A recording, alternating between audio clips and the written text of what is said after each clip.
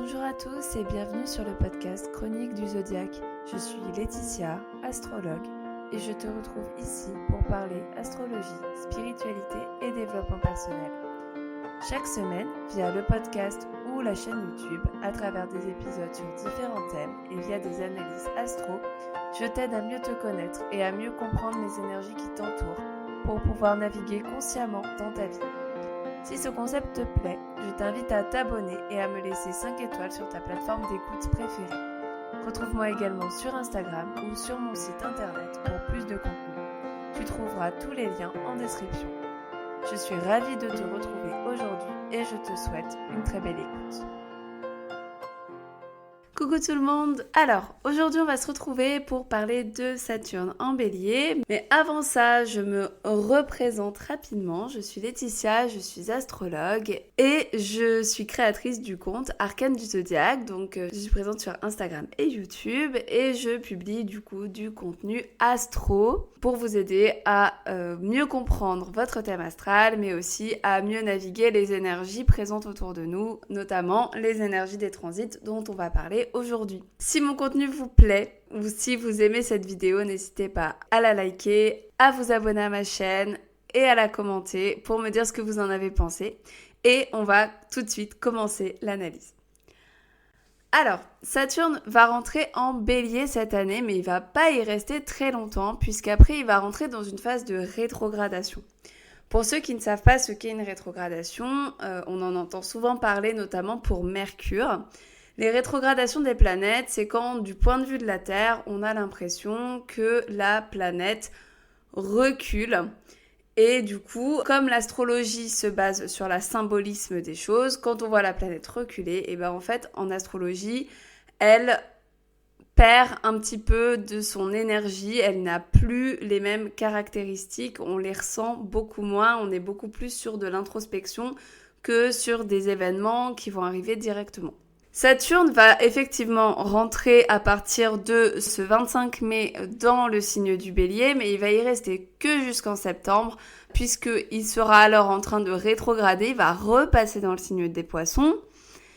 Il va rester dans le signe des Poissons jusqu'en 2026 et à partir du 14 février 2026, il va rentrer en Bélier pour de bon et il va y rester jusqu'en 2028, donc un bon 2 ans dans le signe du Bélier.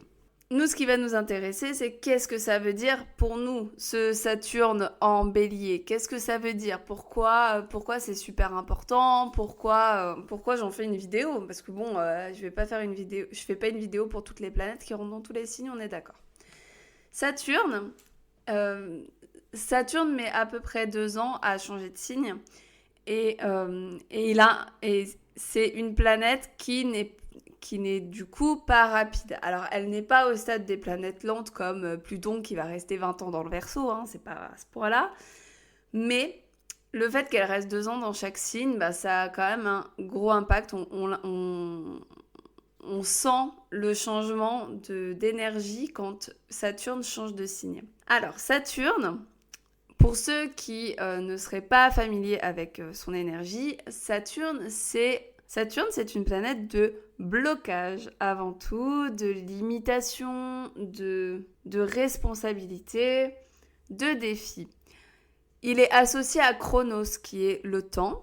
Et donc Saturne, c'est une planète qui va nous aider à construire les choses sur le long terme, à prendre nos responsabilités, c'est la sagesse, c'est vraiment comment on va petit à petit être en tant qu'adulte et comment on va réussir à être plus stable, plus réfléchi, plus mature. Saturne, il nous aide en fait à gagner en maturité. Et du coup, forcément, quand on gagne en maturité, qu'on gagne des responsabilités, c'est pas forcément le truc le plus fun au monde. On n'est pas sur de la grosse rigolade avec Saturne, au contraire. Et du coup, ça peut être compliqué un petit peu de temps en temps. Il va quand même nous aider à construire des projets sur le long terme et à nous responsabiliser. Et c'est ça le plus important. Alors, je sais d'avance qu'il y en a qui vont me dire oh là là, mon Dieu, c'est horrible, Saturne, il va passer sur des points importants de mon thème, ou il va passer dans mon signe solaire, c'est horrible. Don't panic. Saturne, effectivement, il est un peu compliqué à vivre, mais il nous aide tellement. Alors déjà, vous pouvez tous repenser, pour ceux qui sont déjà passés par ce stade, hein, pour les plus jeunes qui m'écoutent, on n'en est pas encore là, vous y viendrez bien assez tôt. Mais pour tous ceux qui peuvent se souvenir un petit peu de ce qui s'est passé à leurs 28-29 ans, c'était le retour de Saturne. Et le retour de Saturne, c'est clairement normalement un moment dans notre vie où on a un peu switché et où on a pris nos responsabilités sur un sujet, on a pris en maturité parce que souvent il y a un événement qui fait qu'on est obligé de grandir à ce moment-là. Mais du coup, effectivement, c'est pas forcément toujours sympa avec Saturne. Ça va pas se passer en mode licorne paillette. Hein. Il y a des événements un petit peu compliqués des fois. Mais Saturne, vraiment, il nous aide à nous élever et à grandir. Et ça, c'est quand même incroyable.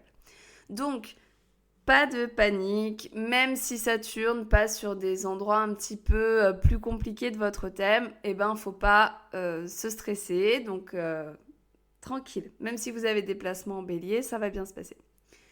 Donc, j'aimerais d'abord faire une petite rétrospective de ce qui s'est passé pendant que Saturne était dans le signe des poissons, pour voir un petit peu ce qu'il nous a apporté. Et puis après, on va parler de Saturne en bélier et de qu'est-ce qui va changer avec ce transit. Saturne en poisson, il nous a aidés à voir un petit peu quels rêves nous avions et à essayer de les mettre en place et à les faire vivre. Je pense que pendant cette période, il y a pu avoir vraiment beaucoup, par exemple, de réorientation professionnelle parce qu'on s'est rendu compte que oui, on a des rêves, on a envie de les matérialiser vraiment dans la vraie vie. Et du coup, Saturne, il a aidé à faire ça. Et il a aidé à élaborer les projets et à surtout les ancrer sur le long terme. Et ça, c'est vraiment le job de Saturne. Il nous a aidé aussi à avoir un attrait pour la spiritualité, mais à une spiritualité peut-être plus consciente et plus incarnée. Donc on le voit déjà depuis Neptune en Poisson. Hein. Neptune en Poisson, ça a vraiment poussé la hype sur la spiritualité. Et là, Saturne, il a un petit peu plus restreint les choses, mais en même temps, il l'a rendu un peu plus réel. Et je trouve qu'on a beaucoup plus maintenant de contenu en mode spirituel mais concret. On est très sur la loi de l'attraction plus qu'avant encore, je trouve qu'on voit beaucoup passer. Enfin, il y a vraiment ce truc de je veux utiliser la spiritualité pour rendre les choses concrètes. Et ça, Saturne nous a aidé à faire ça. Avec Saturne en Poisson, on était dans un mélange d'intuition. On avait envie de suivre notre intuition, mais en même temps, on avait quand même la tête sur les épaules avec Saturne. Il nous aidait en fait à faire le pont entre notre intuition et notre mental et il nous aidait à prendre les bonnes décisions au bon moment. Ici, avec Saturne en bélier, on est dans une énergie beaucoup plus on fire, puisque c'est le bélier. Par contre, Saturne se trouve en chute dans le signe du bélier. Alors, pourquoi est-ce que Saturne se trouve en chute ? Parce que, on l'a dit, Saturne représente le temps. Il prend le temps de tout maturer, de tout bien analyser, de faire les projets tranquillement pour pouvoir les ancrer sur le long terme. Donc, Saturne, ça prend du temps. Clairement, Saturne, ça prend du temps. C'est une planète vraiment qui va faire en sorte que les choses soient bien faites, mais du coup, on le fait pas en 3 secondes. Et au contraire, l'énergie du bélier, c'est une énergie qui fonce et qui s'encombre pas de plein de pensées et plein de préparations. Il s'en fiche, le bélier, il y va, il a une idée, let's go. Il cherche pas plus loin que ça. Et du coup, c'est une énergie qui ne va pas du tout à Saturne, parce que Saturne, lui, il a besoin de maturer les choses, il a besoin de réfléchir, et le bélier, il fonce, il réfléchit pas. Donc vraiment, c'est complètement opposé. Pendant cette période de Saturne en bélier, on risque un peu d'alterner entre les deux. On risque d'être très précautionneux comme Saturne, et puis d'un coup, bam, d'avancer et de foncer droit devant avec l'énergie du bélier. Et en fait, le gros enjeu de cette période, ça va être vraiment de trouver un équilibre entre les deux, de chercher à avancer, quoi qu'il arrive, mais en même temps d'y réfléchir un minimum et de ne pas foncer droit dans le mur, tête baissée, comme pourrait le faire le bélier, hop, corne en avant. Il va falloir vraiment trouver cet équilibre-là. Ce qui va être super intéressant à regarder d'un point de vue très très personnel, c'est de voir dans ton thème astral quelle maison se trouve en bélier. Puisque c'est dans cette maison, dans ce domaine de vie, que Saturne va agir pendant les 2 prochaines années.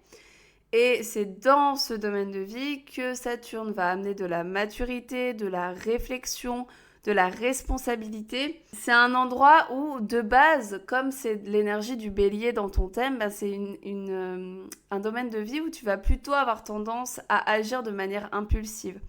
Par exemple, si c'est ta maison 3 qui se trouve dans le signe du bélier, bah, tu vas pouvoir avoir tendance à réfléchir très vite, à communiquer très vite, à ne pas t'embarrasser de savoir si un tel, ce que tu dis, ça lui fait du mal ou pas, assez franc, assez direct. Si t'as ta maison 10 en bélier, bah peut-être que t'as changé de carrière plusieurs fois parce que dès qu'il y a un nouveau truc qui t'intéresse, tu fonces et tu cherches pas à voir plus loin que ça. Enfin voilà, ça va être vraiment le domaine de vie où l'énergie du bélier, qui est assez fonceur, va se déployer à fond. Et donc là, Saturne, il va arriver dans cette maison et donc dans cette énergie du bélier. Et il va restreindre un petit peu tout ça, il va t'aider à structurer un peu mieux ta prise de décision dans ce domaine de vie. Il va t'obliger à réfléchir plus, à planifier plus de choses, à développer des stratégies pour pouvoir avancer correctement dans ce domaine particulier. Le but ici, ça va être de tempérer tes actions pour ne pas rester dans l'énergie fougueuse du bélier. En fait, il va arriver ici pour organiser un peu les choses, faire en sorte que les plans soient prêts pour les années à venir. Et après, bon, bah, une fois qu'il est passé là, c'est bon, tu vas pouvoir retourner un petit peu dans ton énergie de base. Mais là, il vient un petit peu structurer les choses. Et attention, bien sûr, ça ne se fera pas forcément d'une manière très fluide et très douce, hein, puisque ça reste Saturne. Il va potentiellement t'emmener des blocages, des défis dans ce domaine de vie. Donc, il pourrait que tu aies l'impression de pas du tout avancer. Je sais pas, moi, par exemple, bah, on va reprendre la maison 10 en bélier. Bah, il se pourrait que pendant ces 2 ans, tu pourrais peut-être avoir l'impression de ne pas avancer professionnellement, par exemple. De pas réussir à avoir ce que tu as envie de faire. Mais du coup, c'est exprès, entre guillemets, c'est exprès pour pouvoir te calmer, pour pouvoir te poser et pour pouvoir réfléchir justement à l'avenir d'une meilleure façon, une façon un peu plus mature. Ici, Saturne va venir t'apprendre la persévérance et l'endurance, des choses qui manquent pas mal au bélier puisque lui c'est tout feu tout flamme et on reste pas forcément très longtemps sur la même chose avec le bélier. Et donc ici, il t'apprend à persévérer. Si tu as un objectif, dès qu'il y a un souci, le but c'est de ne pas s'arrêter, mais de continuer et de rester vraiment focus le plus longtemps possible sur ton objectif jusqu'à ce que tu y arrives en fait. Et même si tu n'y arrives pas, bon bah au bout d'un moment tu vas pouvoir changer. Mais le but c'est quand même de tout donner et pas d'abandonner au premier échec. Attention à l'impatience qui pourrait être vraiment marquée dans ce domaine de vie particulier. Alors je reste vraiment sur un domaine de vie parce que Saturne il va quand même impacter vraiment beaucoup la maison dans laquelle il est dans ton thème. Donc tu risques d'être plutôt impatient par rapport à ce qui peut se passer dans ce domaine particulier. Tu pourrais être tenté d'être un peu irrité, d'être un peu agressif. Dans tous les cas, tu vas vraiment avoir cette force de te battre pour tes objectifs. Et voilà, faut faire quand même attention à l'irritabilité. Essaye de ne pas être trop impatient. Saturne, il est justement ici pour t'apprendre la patience et la tempérance. Donc, essaye de faire cas de ces leçons. Maintenant qu'on a vu un petit peu ce que Saturne donne en général, je vais juste refaire un tout petit tour rapide des maisons pour que vous ayez une petite idée du domaine de vie qui va être concerné par le passage de Saturne. Alors, pour les ascendants béliers, Saturne va arriver du coup dans votre maison 1, donc ça va être vraiment une prise de maturité globale de votre être, de votre personnalité, de votre manière d'agir dans le monde. Il y a vraiment le côté, je vais être beaucoup plus responsable, beaucoup plus mature. Il y a une vraie prise de conscience de maturité à ce niveau-là. C'est vraiment le soi, le comment je réagis avec les autres, avec l'extérieur qui va être impacté. Ensuite, avec les ascendants taureaux, c'est la maison 12 qui va être activée. Donc ici, prise de responsabilité peut-être au niveau de la guérison interne dans le sens psychologique. Peut-être commencer par exemple à aller faire une thérapie, ça peut être un sujet. Euh, prendre ses responsabilités sur les guérisons qu'on peut avoir. Alors les guérisons de trauma, les guérisons de blessures psychiques. Donc là, il peut y avoir une vraie prise de conscience à ce niveau-là. Il peut y avoir aussi une grande envie d'être un petit peu plus seul pour se reconnecter à soi et pour être un peu moins influencé entre guillemets par les autres. Ensuite, avec les ascendants Gémeaux, c'est la maison 11 qui va être activée. Donc là, plutôt une prise de responsabilité sur nos projets. Donc, il y a une vraie élaboration des projets bien cadrés et un gros focus sur ce que vous voulez faire ensuite. Et il peut y avoir aussi une responsabilité au niveau de nos amitiés. Et du coup, les amitiés, il pourrait y avoir une fin d'amitié puisque ça serait vraiment faire le tri dans les relations et voir ce qui correspond plus. Avec les ascendants cancer, c'est la maison 10 qui va être activée. Donc là, la maison du travail, la maison de la carrière. Donc là, ça va être vraiment le moment de vous poser par rapport à votre travail et de voir si vous êtes toujours bien aligné professionnellement et si c'est pas le cas, Saturne il va venir un petit peu mettre des défis pour pouvoir vous aligner à ce niveau-là. Pour les ascendants Lion, c'est la maison 9 qui va être activée. Donc là, une prise de responsabilité plutôt au niveau de la quête de soi, de à quoi ça sert que je sois ici, pourquoi je suis là, qu'est-ce que je suis venue faire.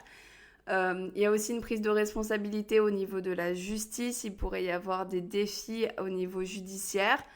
Et il pourrait y avoir aussi des défis et des blocages au niveau des voyages. Donc, c'est pas forcément le moment d'organiser le voyage de votre vie pendant ces 2 ans parce que ça pourrait être un petit peu compliqué. Les ascendants vierges, c'est dans votre maison 8 que ça va arriver. Alors là, c'est la maison de l'argent des autres, des investissements. Donc, il pourrait y avoir des investissements financiers. Il peut y avoir aussi des soucis d'argent, des dettes qui s'accumulent, ou alors au contraire, le fait de prendre ses responsabilités vis-à-vis de l'argent qu'on doit. Ça peut être aussi une prise de responsabilité au niveau de sa sexualité. Il peut y avoir des blocages aussi à ce niveau-là, donc à voir.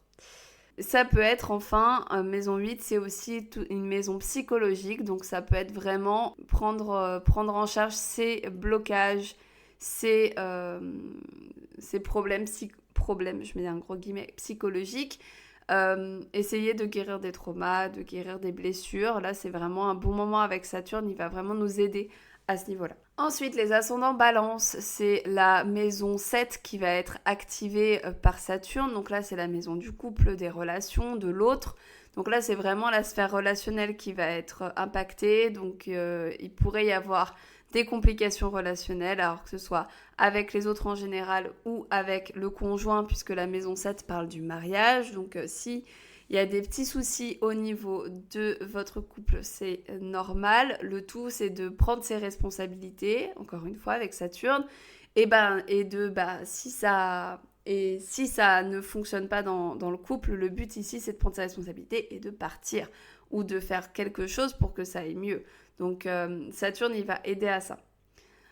Ensuite, les ascendants scorpions, c'est la maison 6 qui va être activée, maison 6 du quotidien et du travail, et aussi de la santé, de l'hygiène de vie. Donc on prend ses responsabilités à ce niveau-là. Il peut y avoir des petits blocages, des petits accros dans ces domaines de vie-là. Donc le tout, c'est de vraiment essayer de changer les choses si besoin. Ensuite, pour les ascendants sagittaires, c'est la maison 5 qui va être activée. Donc la maison 5, maison des relations amoureuses. Donc il peut y avoir des blocages, il peut y avoir le sentiment que ça n'avance pas, qu'on n'arrive pas à trouver la bonne personne. Après, il peut y avoir des soucis au niveau de ses enfants, peut-être la relation à ses enfants qui peut être un peu compliquée. Et il y a une prise de responsabilité au niveau de ses loisirs et de la créativité. Donc, alors, si vous êtes dans un métier artistique, ça pourra amener quelques blocages au niveau créatif, Saturne. Mais aussi peut-être un peu structurer justement votre créativité, essayer de mieux structurer vos journées pour être le plus créatif possible. Ça peut aider à ça aussi, Saturne. Les ascendants Capricorne, c'est la maison 4 qui est activée. Donc là, c'est la maison du foyer, c'est la maison de la famille. Donc ça peut amener des petites complications au niveau de la famille. Ça pourrait aussi amener Saturne dans la maison 4, l'achat d'une maison. Ça pourrait amener à ça. Ça pourrait amener aussi à une naissance puisque ça serait une prise de responsabilité en tant que chef de famille. Peut-être plus pour les hommes d'ailleurs. Donc Saturne qui passe dans la maison 4, ça peut amener à ça. Et potentiellement des blocages, des relations qui évoluent avec les membres de la famille. Ensuite, les ascendants Verseau, c'est la maison 3 qui est activée. Donc la maison 3, c'est l'entourage, les frères et sœurs, les déplacements. Il peut y avoir de gros soucis, enfin des blocages à ce niveau-là. Donc attention à tous vos déplacements en voiture, vos déplacements pas très loin en train, etc. Parce qu'il pourrait y avoir beaucoup de blocages à ce niveau-là. Et il pourrait y avoir des difficultés relationnelles avec l'entourage, donc je compte les voisins, les collègues, etc. Et aussi la fratrie, donc à voir, il y a peut-être des choses à régler à ce niveau-là. Et enfin, on va finir avec les ascendants Poissons, et là c'est la maison 2 qui va être activée, maison de l'argent, donc il pourrait y avoir des petits soucis au niveau financier. Une plus grosse prise de responsabilité vis-à-vis de l'argent et de la manière dont on utilise et dont on traite notre argent. Et il peut y avoir une grosse remise en question aussi au niveau de la valeur personnelle, se rendre compte un petit peu de la valeur qu'on a. Et un gros travail possible aussi sur la sécurité, qu'elle soit financière, matérielle ou affective. Il peut y avoir un gros travail avec Saturne là-dessus. Voilà pour tout ce qui est personnel, pour tout ce qui est conséquences individuelles. Je vais finir cette vidéo en parlant très rapidement de l'enjeu collectif, puisque Saturne est une planète qui est quand même assez lente, donc on a quand même aussi un impact du point de vue collectif. On en a parlé avec Saturne en Poisson tout à l'heure. Et là, du coup, d'un point de vue mondial, on pourrait s'attendre à un changement de leader, puisque Saturne, c'est quand même le leader, et en Bélier, qui est un signe aussi très leadership à fond, bah, on pourrait vraiment avoir ce truc de quelqu'un qui va s'extraire du lot et qui va être un nouveau leader, alors que ce soit d'un point de vue mondial ou peut-être juste dans certains pays. Donc, l'émergence d'un nouveau leader. Il pourrait y avoir des transformations liées à l'individualité, à comment on voit l'individualité chez les gens. Est-ce qu'on prend un peu plus en compte l'individualité de chacun ? Il pourrait y avoir plus d'initiatives perso pour un but collectif. En plus de ça, on a Neptune qui va rester conjoint à Saturne un bon moment.